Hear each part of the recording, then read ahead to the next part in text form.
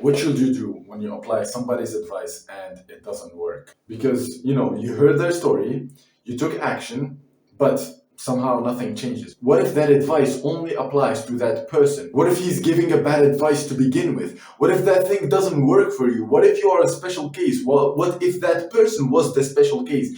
How can you know that? If it's like just a video that you watched online or an advice that you read on a book, how are you supposed to determine what works for you and specifically you? Not what works for everyone else, not what works for that person, but what works for you. How do you know that? How do you identify that? So today I'm going to show you how to find your own solutions to your own problems. Okay, I'm not gonna tell you the advice that works for me. I'm not gonna tell you a story about me. I'm gonna show you how to adapt, how to identify your own problems, and how to solve your own problem. And to do that, we're gonna be using literally humanity's greatest weapon ever, which is the scientific method. Now, let me explain what this is. Now, a lot of people, when they hear about the word science, the first thing that comes to their mind is, atoms, fucking gravity, I don't know, biology, chemistry, and all of this like bullshit that you learn in school, right? But that is not what the scientific method is. So I got the definition here. It's basically the systemic study, of the structure and behavior of the physical and natural world through observation, experimentation, and the testing of theories against the evidence obtained. So as you can see in that definition, it does not say any single fucking word about school, about degrees, about physics, about gravity, about sun, about the solar system, about none of that shit, right? It's the systemic approach to understanding how the world works. It's basically a process that you follow, and through this process, you gain knowledge. It's a process to gain knowledge. That's it. Okay? It's very simple, all right? So I'm gonna walk you through this process, okay, step by step, and I'm gonna show you also an example of me applying this to my own life. And remember, you can apply this to any field, you can apply this to any problem to solve any question that you have. Okay, so the first step to do this is to ask a question or to define the problem that you want to solve. All right, and this question must be very specific. You can't pick like a broad question, like for example, how can I improve my life? Like that's very very broad. You want to get very specific, and the question must start by what, how, who, when, where, or like one of these five. I believe there's a sixth one, but I forgot. And most importantly, the question must be testable. Okay, so you can't ask a question, for example, like, "Does God exist?" That's like a question that, okay, sure, you can have an opinion about it, but you can't know for sure, for 100,000% certainty that God exists. Because you can't test it, you can't see God with your senses. So this question must be testable, meaning you can run experiments with it in the real world, all right? And it must be very specific so that it gives us clarity on what we should do next. The second step to this method is observations or doing some background research about the question that you asked, okay? So here you're gonna go into the real world and you're gonna experience this thing or you're gonna learn about it, right? And the goal of this learning is to have a very basic understanding of this field, of this topic, and have like very basic clarity, okay, so that you can build further. So remember earlier when I told you that you should not ask like a very general question, okay? If you are a complete beginner and you can only ask general questions and you cannot identify like a very specific question, then here is where you're gonna expand your knowledge a little bit about the topic so that you can go a little bit more specific, because that's how you get results. It's by focusing on something very specific so that you can move forward, okay? All right, so here we are on my computer, and I have this folder called the scientific method, and inside of that, I have this thing for porn, right? So I actually did apply the scientific method to be able to quit pornography because I used to struggle with this. I used to have like a severe addiction with this, and the second I applied this method, I instantly quit my addiction and I was set free. So, like we said, the first thing that you're gonna do is the observation, right? So every single time I nutted, I basically wrote down when did I nut, where did I nut, what caused the nut to happen, why did it happen, how did it happen, and post nut clarity thoughts. So as you can see, this one was like outside in the park, which is fucking wild. It was at nighttime as well. It was like 7 p.m. And this was like pretty old. It's not anytime soon, anytime new. Sorry. But basically, every time I get like an urge to fap, or I would bust a nut, I would write it down here, and I wanted to quit. So this habit so badly. So every single time I did it until 11th nuts. So I busted the nut 11 times, and I wrote it all here. Okay. So this is like the step one that we talked about, which is observation. Okay. The second thing that I did is the question.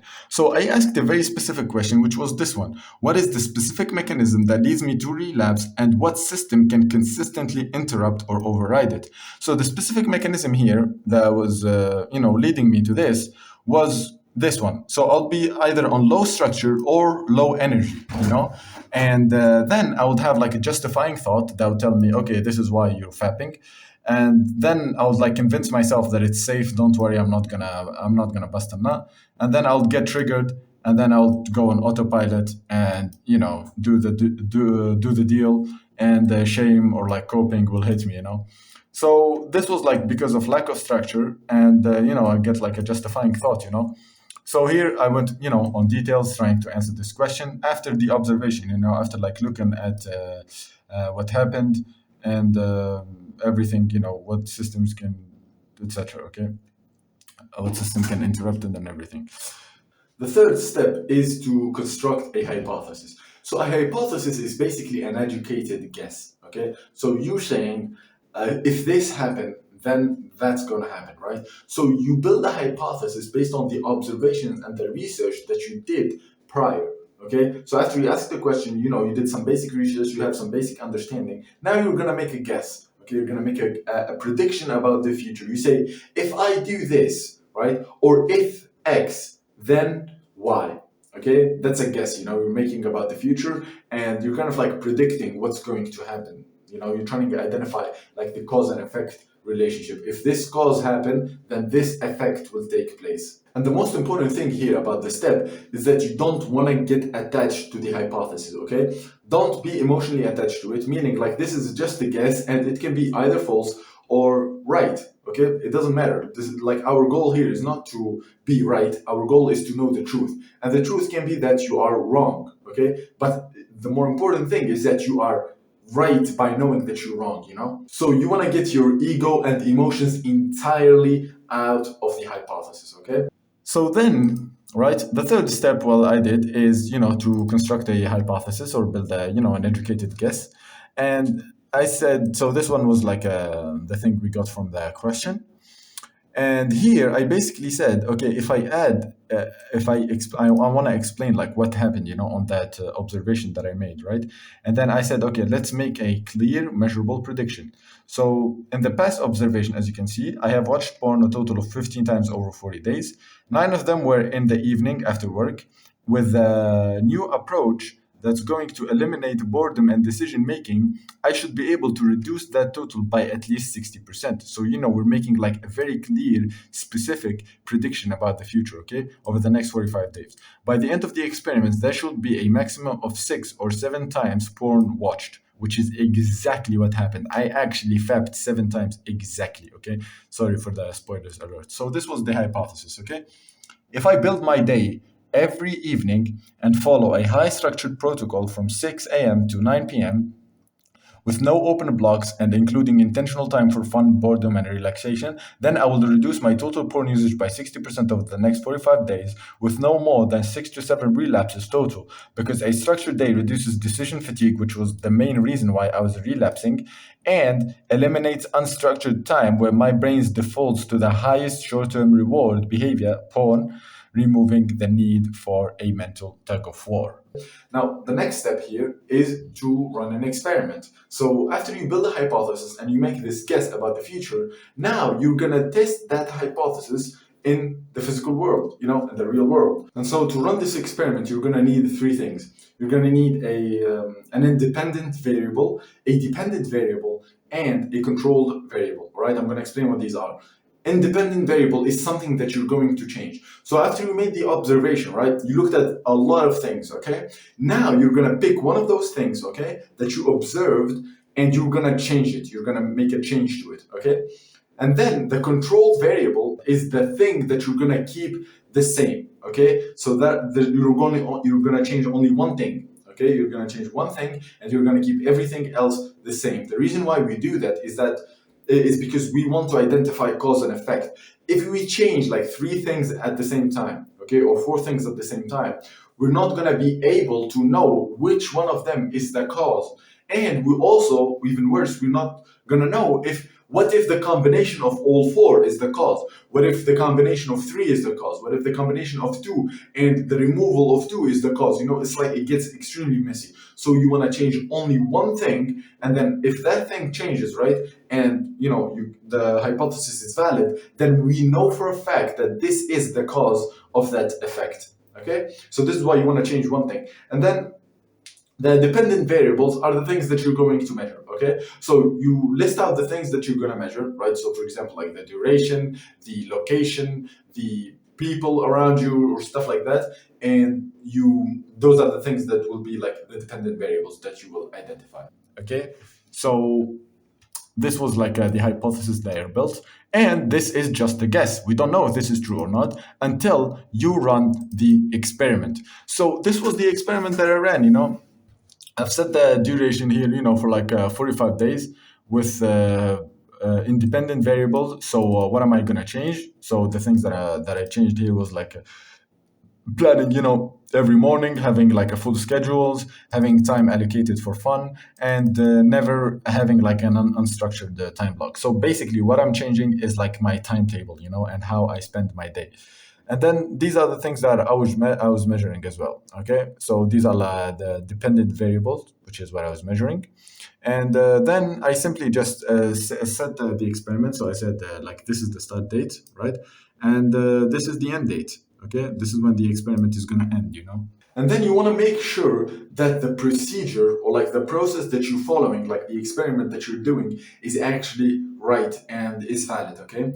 To do that, well, first of all, you need to identify the process. Like, how are you going to how are you going to run this experiment? What is it like the step 1, step 2, step 3, step 4? Okay. What is like, the process that you're going to go through. And then you're also going to need volume and time. Okay, so you're gonna need to run like this experiment, this acting multiple times. Okay, you can't do it just once, because if you do it once, there is a probability that it's probably luck, maybe like chance, maybe it was not the right cause or the right effect, So you need to run the experiment like multiple times, like so many times, so volume, and you also need to wait. Okay, so not only you do it a lot of times, but you also need to wait, for the cause-effect relationships to take place, because sometimes we take we take an action today, but the effects only comes like later on. So your best bet is to do a lot of action and wait a lot of time, okay, so that we get chance out of the equation. And the most important thing about this entire process, about this whole method, is to document your experiments carefully. When you are taking action, on the experiment, when you are doing the thing, you need to make sure that you are noting and writing down everything very carefully, okay? Because if you write down the wrong answers, or like if you take note on the wrong actions that you took, or like let's say you don't note your experiment properly, well then we will not be able to identify anything, and worst, we may even like make a link of like two things that is false. So after you've ran the experiment and after you've done everything that we talked about so far, now the final step, which is honestly my favorite by far, is to analyze the data. Okay, so after you've taken action on the thing, right, now you're gonna have like informations. Now you're gonna have like data structured of like day 1 this happened, day 2 that happened, day 3 that happened, right? And now you have all the information in front of you, and now your job is to just identify. And now your job is to basically look at that whole data and analyze it. So analyzing it, maybe it could be like looking at the average, looking at the most dominant variable, or maybe identifying like the most powerful variable that is causing the biggest problem, or drawing charts. Like you can draw, like charts or graphs or something like that. Or this is actually called data visualization, where now, like in real life, we go throughout our days, and we can't really identify why some problems happen. With data visualization, right, you can, after you've taken notes on what happened with the experiments, now you can actually plot the data and you can put it onto your computer or onto your phone or on a paper, on a piece of paper. And now you can actually see, oh, on this day that happened. This is why I'm taking action bad on the next day. Oh, on that day, this happened. Okay, I can see, because like the human memory is extremely, extremely fucking weak. Okay, this is why we want to take a note on everything, because you can't remember 90% of the things that you do. Like, tell me, what did you eat 17 days ago at nighttime? What did you eat? You have no clue. And no one does, right? That's because we have like extremely, short, the short-term memory is extremely weak, So we need to write down everything during the experiment. And during this phase of analyzing the data, you will be surprised by how clear shit becomes. You will be honestly mind blown, because the answer will be right there. Holy fuck, I'm taking action. I'm doing this thing because of this. Because of this. Look, every time this happened, look, throughout the experiment, throughout like the 30 days, every time this happened, I got a spike of like bad habits here. I got a spike of like negative emotions here, You'll be able to see the cause and effect extremely easily. Okay. As you can see, like for example, when you visualize the data, now look at this. So for example, here, right, this is when I nutted, right? So 6 times out of 15 was at 11 p.m. So you can instantly see that, well, if I just get rid of this, if I manage to solve this, then we've already solved 30% of the problem. Okay. Another one here was the location. So as you can see, 8 times was in my room, and then all the other ones were like in random other places, So this one, I knew that if I get rid of this, then I'm going to reduce it by a big chunk, And this was like, the excuse. As you can see, this one is 7, and these all are 4, 4, but this one is like 1, 2, and 2, right? So the biggest one was decision already made, which is, decision fatigue, So if the decision is already made, then I said, okay, well, if I build a good plan for the day, then I'm not gonna fap, And that's exactly what happened. I didn't plot the rest, of the experiment, because it was a successful experiment. I did plot the relapses here. This was, the second thing that I did, and I was like, where I am, what am I doing, etc. And it did work. It did work, and I actually reduced my fab by a lot, which is, what helped me quit my addiction and solve this problem. So now, and here finally, you basically ask, does the data that you're looking at support the hypothesis? So if you made a change, right? You look at the hypothesis, you say to yourself, okay, well, did this work or did it not? Okay, so it's either like fully right, the hypothesis is fully right, or it's partially right, meaning it's not fully, or it's completely wrong. Okay, so completely wrong meaning nothing has changed, which means that cause and effect relationship was completely false. Or it can be somewhat true, okay? So maybe like your bad habits, for example, dropped by like 50%, for example, instead of like 0%, right? That means it's partially true. That means you are on the right direction, but you still don't have it fully yet. Or it can be completely true. So maybe like your bad habits have dropped completely to 0, right? If the hypothesis is false or is partially true, you basically just go back, build a new hypothesis, and run a new experiment, and you just repeat this process over and over until you have a good hypothesis, right? And the more you run a hypothesis, the better it's going to be, because now you have like more knowledge about this thing, and you have like more understanding of the topic that you're dealing with, okay? So it gets like a lot easier over time. And honestly, it doesn't take more than 3 or 4 like runs, to get to like the good hypothesis. And then finally, the last step is to communicate your results with other people. So this is what I'm doing right here. I've ran, experiments before, I've gotten results, and now I'm sharing my results, right? And when you do this, right, you get feedback, you get like information by other people, you get other people's point of views, you get like real life answers from other point of views, because when others experiment with the same thing, right, and we all of us arrive at the same conclusions, that means that conclusion is right, because everyone is experiencing the same thing. So it's not subjective. It's not just me. It's not just that person or that person. No, it's all of us. Therefore, it's true. Okay. So that was it for this video. I hope it was helpful. And yeah, bye bye.